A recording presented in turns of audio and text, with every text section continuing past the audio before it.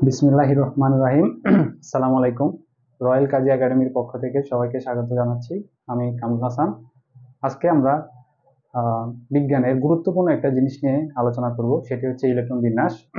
তো ইলেকট্রন বিন্যাস শেখার জন্য আমাদেরকে প্রথমে কিছু জিনিস জানতে হবে।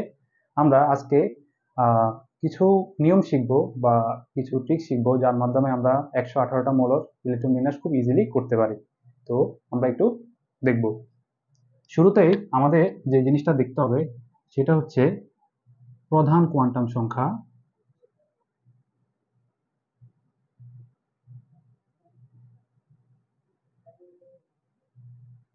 যেটাকে আমরা প্রকাশ করি এন দ্বারা। তারপরে হচ্ছে সহকারী কোয়ান্টাম সংখ্যা,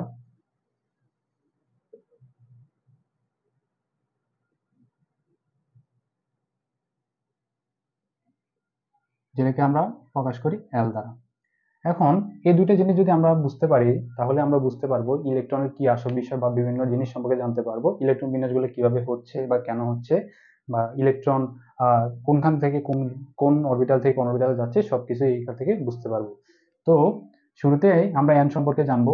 এন, যার পরিচয় হচ্ছে শক্তি স্তর, প্রধান শক্তি স্তর।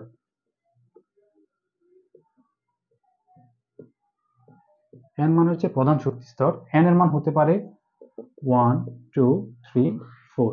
এখন আমরা জানি ইলেকট্রন বিন্যাস করলে এক এক শক্তি স্তরে ইলেকট্রন ধারণ ক্ষমতা বিভিন্ন। তো আমরা এটা কিভাবে বুঝতে পারবো যে কোন শক্তি স্তরে কিরকম ইলেকট্রন ধরে বা কিরকম ইলেকট্রন আমাদের আহ শক্তি স্তরে জায়গা পায়? তাহলে এটার জন্য একটা সূত্র রয়েছে, সেটা হচ্ছে শক্তি স্তরে ইলেকট্রন ধারণ ক্ষমতা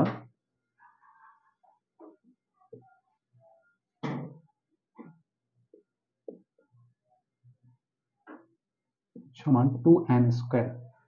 অর্থাৎ আমরা যদি প্রথম শক্তি স্তরের কথা বিবেচনা করি, তাহলে আমরা লিখতে পারি 2 1²।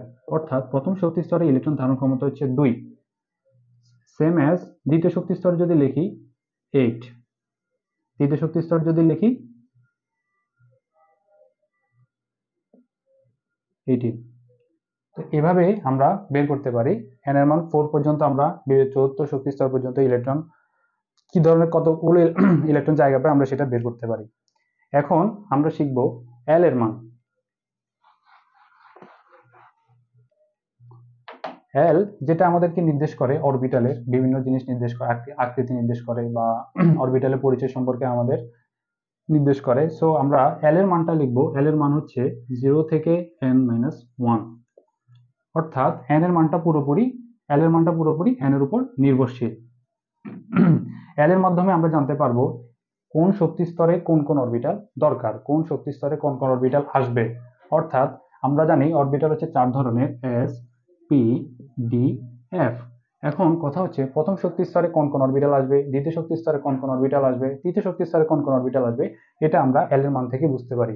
এর আগে আমাদের কিছু জিনিস জানতে হবে, আমরা জেনে নিতে হবে, সেটা হচ্ছে এল এর মান এস এর জন্য হচ্ছে 0, এল এর মান পি এর জন্য হচ্ছে 1, এল এর মান ডি এর জন্য হচ্ছে 2, এল এর মান এফ এর জন্য হচ্ছে 3। এখন আমরা যদি এন এর মান 1 হয় অর্থাৎ প্রথম শক্তি স্তর, তাহলে এল এর মান হবে 0 থেকে 1-1, অর্থাৎ 0 থেকে 1, 0 থেকে 0, অর্থাৎ এখানে 0 হচ্ছে। তার মানে প্রথম শক্তি স্তরে শুধু এস অরবিটাল আসে। অর্থাৎ প্রথম শক্তি স্তরে আমরা যদি খেয়াল করে দেখব 1s, এর বাইরে কোনো কিছু আসে না, অর্থাৎ 1pও আসে না, 1dও আসে না।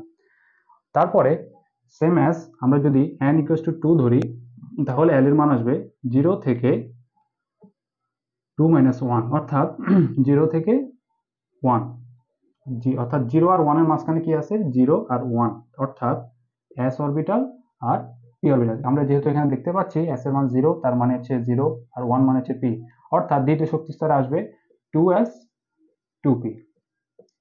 এগুলোকে বলা হয় অরবিটাল। তো এইভাবে আমরা তৃতীয় চতুর্থ শক্তি স্তরের জন্য বের করি।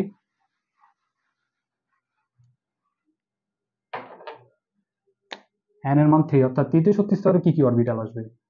তাহলে l এর মান হবে 0 থেকে 3-1, অর্থাৎ 0 থেকে 2, অর্থাৎ 0 থেকে 2 এর মধ্যে কি কি আছে, 0, 1 এবং 2, অর্থাৎ ওই যে s, p ডি।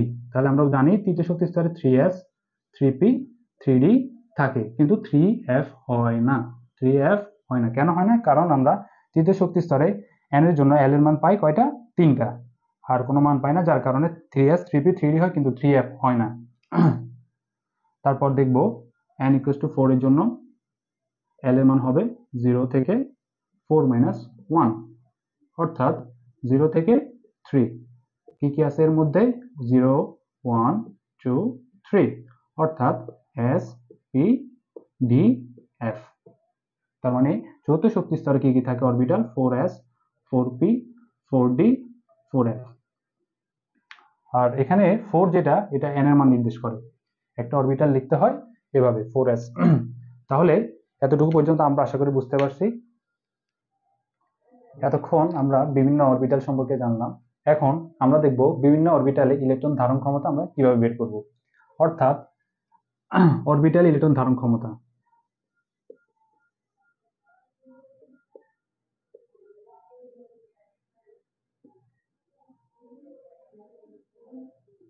আচ্ছা, এটা বলতে আমরা আসলে কি বুঝি? অরবিটাল হচ্ছে s p d f। তো এগুলোতে কি রকম ইলেকট্রন ধরে এটা বের করার জন্য আমাদের একটা সূত্র আছে, সেটা হচ্ছে 2 × 12 + 1। অর্থাৎ একটা অরবিটালে কি পরিমাণ ইলেকট্রন থাকে বা কি পরিমাণ ইলেকট্রন সে ধরতে পারে, সেটাই হচ্ছে এইটার মাধ্যমে আমরা বের করতে পারি। অর্থাৎ আমরা জানি s এর মান হচ্ছে, s এর জন্য l এর মান হচ্ছে 0, এটা 1, এটা 2, এটা 3। তাহলে আমরা যদি s এর জন্য বের করি, s এর জন্য, তাহলে আমাদের মানটা আসবে 2 × 0 + 1, অর্থাৎ 2। আমরা জানি s এ ইলেকট্রন দুইটায় জায়গা পায়। তারপরে s p এর জন্য 2 × 2 1 + 1 6। আমরা জানি p তে 6টা ইলেকট্রন ধরে। সেম অ্যাজ d 2 × 2 + 1 হচ্ছে 10। d তে 10টা ইলেকট্রন, আর f তে কয়টা ইলেকট্রন ধরে? 2 × 3 + 1, অর্থাৎ 14টা বা 14। তাহলে আমরা ইলেকট্রন কোন অরবিটালে কতগুলো ইলেকট্রন ধরে আমরা এটা থেকে বুঝতে পারতেছি খুব সহজে। সেটা হচ্ছে n + l নীতি। n + l নীতি বলা হয় যাকে। এই নীতির মাধ্যমে আমরা ইজিলি যে কোনো ইলেকট্রন বিন্যাস যে কোনো মোলের ইজিলি করতে পারি, সেটা 118 নম্বর হোক বা 1 নম্বর হোক। তো আমরা দেখব n + l নীতি মানে কি।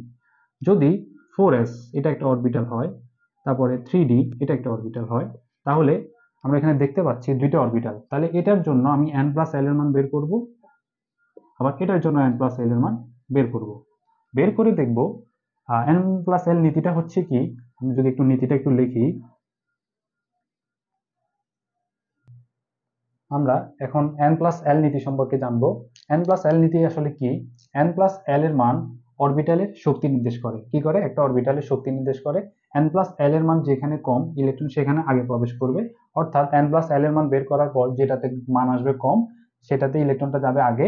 আর n + l এর মান যদি দুইটা অরবিটালের সমান হয়, তাহলে ইলেকট্রন প্রথমটাতে প্রবেশ করবে, প্রথম অরবিটালে প্রবেশ করবে। আমরা উদাহরণ হিসেবে দেখি, অর্থাৎ 3d 4s। তাহলে এখানে আমরা n + l এর মান, এখানে n কি বোঝাচ্ছে? n বোঝাচ্ছে শক্তি স্তর, যেটার মান হচ্ছে 3, আর d বোঝাচ্ছে l এর মান। আমরা জানি আমরা l এর মানগুলো যদি আবার লিখি, l এর মান যখন 0 তখন সেটা s, l এর মান যখন 1 তখন সেটা p, l এর মান যখন 2 তখন সেটা d, l এর মান যখন 3 তখন সেটা f। তাহলে এখানে d এর জন্য আমরা l এর মান দেখতে পাচ্ছি 2, তাহলে এটার n + l মানটা হবে, n + l এর মানটা হবে 5। এখানে n + l এর মানটা হবে কত? 4। s এর মান হচ্ছে 0, তার মানে হচ্ছে 4। অর্থাৎ 3d মান হচ্ছে 5, অরবিটালের শক্তি হচ্ছে 5, আর 4s অরবিটালের শক্তি হচ্ছে 4। এখন আমাদের n + l এর নীতি অনুসারে ইলেকট্রন 3p এর পরে যাওয়ার কথা ছিল 3d তে, কিন্তু শক্তির তারতম্যের কারণে, অর্থাৎ আমরা জানি শক্তি যেখানে কম ইলেকট্রনটা আগে সেখানে প্রবেশ করবে, অর্থাৎ ইলেকট্রনটা 3d তে না গিয়ে 4s এ যাবে। সেম অ্যাজ সবগুলো একই রকম। এখন আমরা এক্সাম্পল দেখব। এখন আমরা সরাসরি উদাহরণে চলে যাচ্ছি। প্রথমে আমরা যদি হিলিয়ামের ইলেকট্রন বিন্যাস করি, হিলিয়াম 2, তাহলে দেখতে পাচ্ছি হিলিয়াম 2, তাহলে আমাদের প্রথম শক্তি স্তর 1s আমরা জানি প্রথমেই তো 1s আসবে, আমরা জানি s এ ইলেকট্রন ধারণ ক্ষমতা 2, এই যে 2, তার মানে আমাদের ইলেকট্রন হয়ে গেল। তারপর আর অক্সিজেনে যাচ্ছি, অক্সিজেন হচ্ছে 8, তো আমরা দেখব 1s, তারপর কি আসবে, 1p আসবে, আসবে না, কারণ আমরা দেখছি প্রথম শক্তি স্তরে এল এর মান শুধু 0 আসে, যার কারণে শুধু 1s ই সম্ভব। সেম অ্যাজ 2s, তারপর আসবে 2p। তো s এ আমরা জানি শক্তি ধরে কয়টা, ইলেকট্রন ধরে কয়টা, দুইটা। সেম s এ দুইটা, p তে কয়টা, 6টা ধরে, কিন্তু আমাদের ইলেকট্রন আছে মোট কয়টা, 8টা। 4টা হয়ে গেছে, আর বাকি আছে 4টা, আর 4টা এখানে। এই যে অক্সিজেন হয়ে গেল। এখন আমরা আরেকটু সামনের দিকে যাচ্ছি, সোডিয়াম কি হবে, 1s 2s 2p, তাই না? তাহলে দেখো প্রথম শক্তি স্তরে সেই সেম s ইলেকট্রন ধরে কয়টা, দুইটা। দ্বিতীয় শক্তি স্তরে কয়টা ধরে, s এ দুইটা। তাহলে আমার p তে ধরে কয়টা, 6টা। তাহলে কয়টা হলো, 10টা। বাকি আছে কয়টা, একটা, সেটা যাবে 3s, 3s1, সোডিয়াম। তারপর আমরা যদি আরেকটু সামনে গিয়ে দেখি, এভাবে আমরা 18 পর্যন্ত ইজিলি ইলেকট্রন বিন্যাস করতে পারবো। আমরা যদি একটু সামনের দিকে আগাই, স্ক্যান্ডিয়াম, স্ক্যান্ডিয়াম যেটা হচ্ছে 21, যদি ইলেকট্রন বিন্যাস করি 1s2 2s, ইলেকট্রন না দিই, প্রথমে 2s 2p 3s 3p, এখান পর্যন্ত লিখলাম। তাহলে 21, তাহলে আমরা জানি s ইলেকট্রন ধরে কয়টা, দুইটা। তারপরে s এ আবার দুইটা, p তে কয়টা, 6টা। s এ আবার কয়টা, দুইটা। তাহলে কয়টা হলো, 10 12, এখানে ধরে কয়টা, p তে 6টা। তাহলে হলো কত, 12 আর 6 18। এখন তারপরে ইলেকট্রনটা যাওয়ার কথা ছিল 3d তে, তাই না? কিন্তু আমরা একটু আগে দেখছিলাম 3d তে ইলেকট্রন যায় না। কেন যায় না? কারণ আমরা n+l নীতিটা দেখছিলাম। তাহলে 3d এর পরে কি আসে, 4s। এখানে n+l এর মানটাও দেখছিলাম, এখানে দেখছিলাম n+l এর মানটা হচ্ছে 4। কেন? কারণ এখানে n এর মান হচ্ছে কত, 4, s এর মান হচ্ছে 0, অর্থাৎ n+l এর মান হচ্ছে 4। এখানে হচ্ছে n+l এর মান 5, কিভাবে, n এর মান হচ্ছে 3, d এর মান হচ্ছে, মানে d এর জন্য l এর মান হচ্ছে কত, 2, অর্থাৎ 5। তাহলে আমরা n+l নীতি অনুসারে ইলেকট্রন হচ্ছে শক্তি যেখানে কম, ইলেকট্রন সেখানে আগে প্রবেশ করবে। অর্থাৎ আমাদের এখানে ইলেকট্রন হয়ে গেছে কয়টা, 10 12, 12 হচ্ছে 18টা। তাহলে বাকি আছে কয়টা, 3টা। তাহলে প্রথম দুইটা ইলেকট্রন যাবে এখানে, প্রথম দুইটা ইলেকট্রন যাবে কোথায়, এখানে।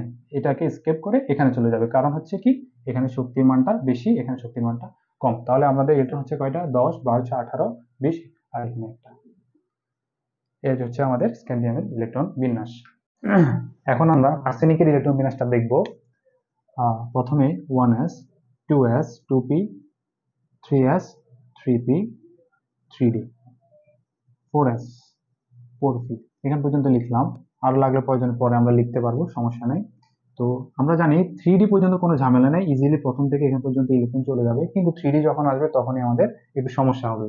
তো প্রথমে আমি জানি s এর দুইটা, দুইটা, p তে 6টা ধরে, s তে দুইটা, p তে 6টা। তো এখান পর্যন্ত আমার 18টা ইলেকট্রন অলরেডি হয়ে গেছে। 18টা হওয়ার পর 3d এর n+l এর মান কত, আমরা আগের ইয়েতে কোশ্চেনে দেখছিলাম, n+l এর মান 4s এর জন্য হচ্ছে 4, এটার জন্য হচ্ছে 5। এটার জন্য তাহলে কত, এটা যদি 4 হয় তাহলে এটা n+l এর মান যদি বের করি আমরা, এটাও আসে 5, কারণ এখানে n হচ্ছে 4, l হচ্ছে কত, p এর মান হচ্ছে আমরা জানি 1, তার মানে আমরা যোগ করলে পাবো কত, 5, আলটিমেটলি 5ই পাবো। তো আমরা আমাদের 18টা, এখানে 18টা ইলেকট্রন হয়ে গেছে। এখন আমরা কি করতে পারি, বাকি ইলেকট্রন প্রথমে n+l এর নীতি অনুসারে যার মান কম সেখানে ইলেকট্রন আগে প্রবেশ করবে, অ্যাজ ইউজুয়াল আমরা জানি। তো s ইলেকট্রন দুইটা যাবে, 20টা। তারপর কোথায় যাবে, এই 5 এ যাবে নাকি এই 5 এ যাবে? আমরা n+l নিতে দেখেছিলাম দুইটি অরবিটালে যদি শক্তির মান সমান হয় তাহলে ইলেকট্রন শুরুতে যেটা আছে ওটাতে প্রবেশ করবে, অর্থাৎ 4p তে যাবে না, 3d তে যাবে। এখানে 10টা ইলেকট্রন যাবে। তাহলে আমাদের টোটাল ইলেকট্রন হয়ে গেল 30টা, বাকি আছে 3টা ইলেকট্রন। তাহলে এই 3টা ইলেকট্রন এখানে যাবে। এখন কথা হলো, পরে যদি 4p এর পরে 4d থাকতে পারে, তারপরে 4f থাকতে পারে, 5s থাকতে পারে। 5s এটার মান কত, এটা n+l এর মান আমরা যদি বের করি দেখবো যে 5।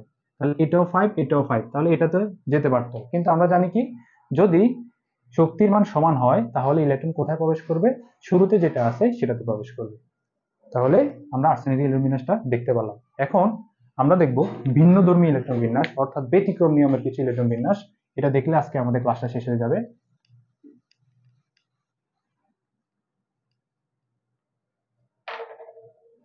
এখন দেখব ক্রোমিয়াম,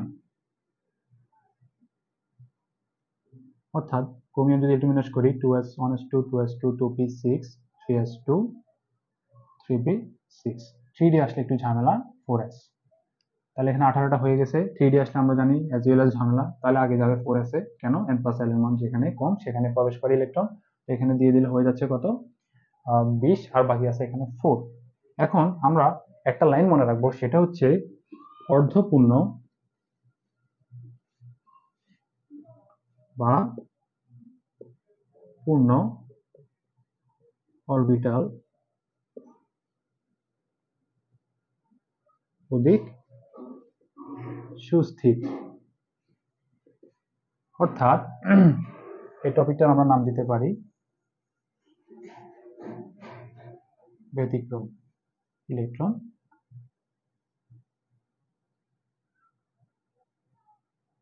বিন্যাস। অর্ধপূর্ণ বা পূর্ণ অরবিটাল অধিক সুস্থির, এই কথাটার মানে কি আসলে? আসলে অরবিটাল আমরা জানি s p d f, তাই না? তো s ইলেকট্রন ধরে কয়টা? 2টা, p তে কয়টা? 6টা, d তে 10টা, তাই না? f এ 14টা। এখন অরবিটাল গুলা এরকম থাকতে স্বাচ্ছন্দ্য বোধ করে, তারা এরকমই থাকতে চায় সবসময়, হয়তো এরকম, না হলে এরকম s1 p3, অর্থাৎ অর্ধপূর্ণ d5 f7 এরকম থাকতে পছন্দ করে। তার মানে যেমন এই যে ইলেকট্রন বিন্যাসটা আমাদের সাধারণ নিয়মে এরকম হওয়ার কথা, কিন্তু আমরা যদি এটাকে কি করি 3d, এটাকে 5 লিখি, এটাকে 4s1 লিখি, দেখো তাহলে ডিটা হয়ে যাচ্ছে অর্ধপূর্ণ, এসটা অর্ধপূর্ণ, অর্থাৎ এটা অধিক সুস্থির। কারণ এটা আমরা দেখছি অর্ধপূর্ণ বা পূর্ণ অরবিটাল অধিক সুস্থির, পরমাণুগুলো এরকমই চায় সুস্থির হওয়ার জন্য। তাহলে ব্যতিক্রমধর্মী ইলেকট্রন বিন্যাসের মধ্যে একটা হচ্ছে ক্রোমিয়াম আর একটা হচ্ছে কপার। তাহলে আমরা তোমাদের জন্য বাড়ি কাজ থাকলো কপার, এটা দেখবা, তোমরা প্র্যাকটিস করবা। কপার আমি দেখাচ্ছি না, এটা তোমরা করবা কপার। আর এটা হচ্ছে সিলভার, এই দুইটা।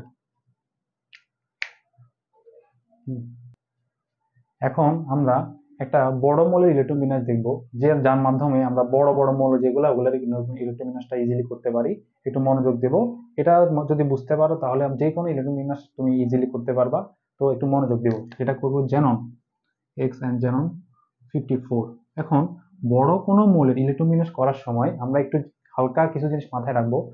ধরতে হবে আমি ইলেকট্রন বিন্যাস কিছুই পারি না, তাহলে আমি কি করব? টোটালি আমি কিছুই পারি না, তাহলে কি করব? দেখো প্রথমে এগুলো তো লিখতে পারবো 1s 2s 2p 3s 3p। যদি কোনো বেসিক টেসিক ছাড়াই, কোনো কিছু ছাড়াই ইলেকট্রন বিন্যাস জানতে হয়, তাহলে এই জিনিসটা একটু জানতে হবে। যেমন 1, এখানে 1 এর জন্য এর একটা হয়েছে অরবিটাল, 2 এর জন্য দুইটা, 3 তিনটা, 4 4s 4p 4d 4f, তাই না? তাহলে আমি যেহেতু ইলেকট্রন বিন্যাস পারি না, ওই জন্য আমি কিছুই পারি না, ওই হিসাবে লিখতেছি 5s 5p 5d 5f 6x 6p, এখান পর্যন্ত লিখলাম। দরকার হলে প্রয়োজন আরো লিখবো। তাহলে আমি জানি আমি ইলেকট্রন বিন্যাস কিছুই পারি না, বড় মৌলের ইলেকট্রন বিন্যাস করতেছি। তাহলে এখন আমার কি করা? আমরা জানি এই 3p পর্যন্ত আমাদের কোনো ঝামেলা নাই, এখানে সিরিয়াল অনুযায়ী ইলেকট্রন চলে যায়, প্রথমে এটাতে, তারপর এটাতে, তারপর এটাতে, তারপর এটাতে, তারপর এটাতে। কিন্তু 3d আসলে তারপর থেকে একটু ঝামেলা, 3d থেকে একটু ঝামেলা সৃষ্টি হয়, কারণ আমাদের n প্লাস l নিয়মটা মানতে হয়।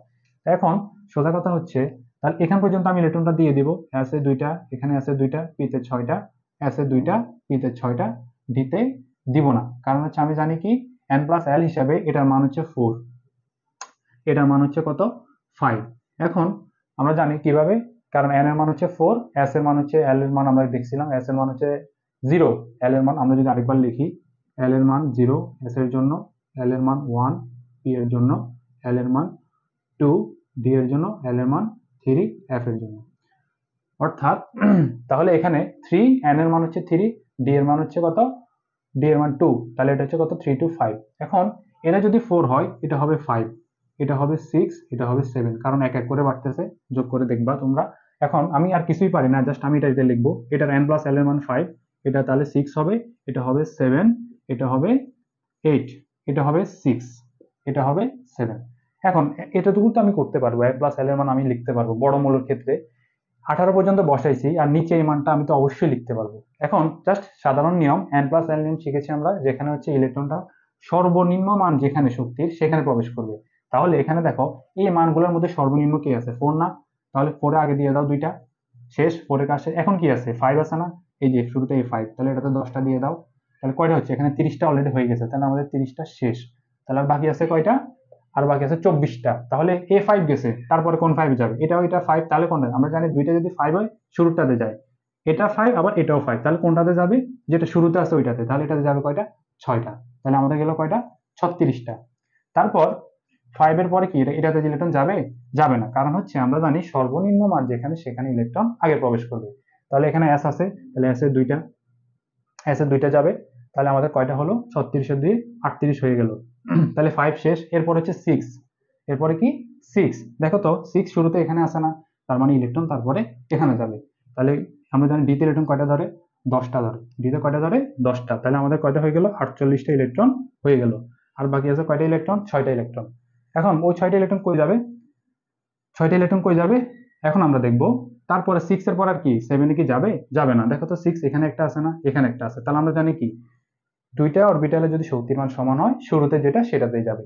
তার মানে এই 6 এ যাবে 6টা ইলেকট্রন। আমি পিতে ধরে কয়টা ইলেকট্রন? 6টা ইলেকট্রন। তার মানে আমার আর এগুলো কিছু লাগতেছে না, এফও লাগতেছে না। তাহলে আমি যদি এটাকে সুন্দর মতো লিখি 1s2 2s2 2p 6 3s2 3p 6 3d 10 4s2 4p 6 4d 10 5s2 5p 6, এটাই। আমরা যে কোনো মূল্য এই নিয়মে আমরা ইলেকট্রন বিন্যাস করতে পারি। প্রিয় শিক্ষার্থীরা, আজকের ক্লাসে আমরা দেখলাম ইলেকট্রন বিন্যাসের বিভিন্ন যে বেসিক জিনিসগুলো ওগুলো দেখলাম। ইলেকট্রন বিন্যাস করার জন্য যে জিনিসগুলো দরকার আমরা ওগুলো নিয়ে আলোচনা করলাম। যেমন এন এর মান, এল এর মান, এন কি জিনিস, এল কি জিনিস। তাছাড়া বিভিন্ন অরবিটালের ইলেকট্রন ধারণ ক্ষমতা সম্পর্কে আমরা আলোচনা করলাম। অরবিটাল এর মান, অরবিটালের শক্তি সম্পর্কে আলোচনা করলাম। এন প্লাস এল নীতিটা সম্পর্কে আলোচনা করলাম। অর্থাৎ N+L নীতির সাহায্যে আমরা কিভাবে ইলেকট্রন বিন্যাস করতে পারি তাও দেখলাম। বেসিক সহ সবকিছু কিভাবে আসছে বা কেমনে হয়েছে সবকিছু আমরা দেখলাম। তো আশা করি তোমরা বুঝতে পারছো। আর যদি তোমাদের বুঝতে কোনো কিছু সমস্যা হয় বা কোনো টপিক বুঝতে সমস্যা হয়, তোমরা আমাদের ভিডিওর নিচে কমেন্ট করতে পারো। এরকম ভিডিও পেতে রয়্যাল কাজী একাডেমির সাথে থাকুন। ধন্যবাদ।